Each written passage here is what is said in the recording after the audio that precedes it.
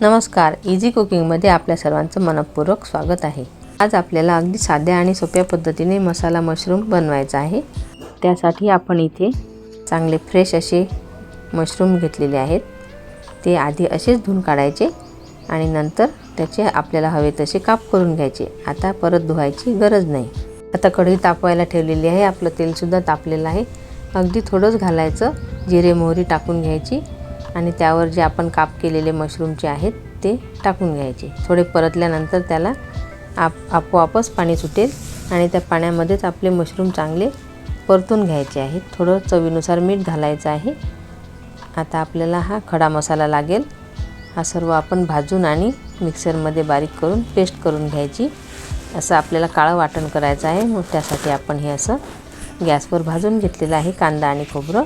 आता आपला मसाला सुद्धा परतून घेऊ, तोपर्यंत आपले मशरूम सुद्धा परतले जातील। आता आपला मसाला ग्रेव्ही तयार करून घेऊ। मसाला परतून झालेला आहे। त्यामध्ये आता चवीनुसार लाल मिरची पावडर, हळद। आता हा थोडा परतून झाल्यानंतर त्याला थोडं तेल सुटेल। गरम मसाला घातलेला आहे थोडा। आता थोडं गरम पाणी घालून तेल सुटेपर्यंत चांगला आपला मसाला भाजून घ्यायचा। परत थोडं पाणी घालायचं, तेल सुटेपर्यंत होऊ द्यायचा। मशरूमची आपण सुकी भाजी सुद्धा बनवू शकतो। तसेच आपण मॅरिनेशन करून सुद्धा याची भाजी बनवू शकतो। तुम्हाला आवडेल त्या पद्धतीने बनवायची। मशरूम साफ करताना त्याची साल वगैरे काढायची काहीच गरज नसते।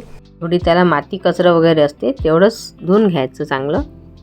आणि आपल्याला मॅरिनेशन वगैरे कोणत्याच प्रकारचं करायचं नाही। अगदी साध्या सोप्या पद्धतीने आपली भाजी बनवायची। आता आपले जे परतून घेतलेले होते आपण, ते सुद्धा छान झालेले आहेत। आता त्याचं पाणी वगैरे सर्व आपल्या मसाल्यामध्ये टाकून घेऊ। मशरूम शिजवले तेव्हा आपण त्यामध्ये पाणी घातलेलं नव्हतं। त्याला जे पाणी सुटलं होतं त्यामध्येच ते शिजलेले आहेत।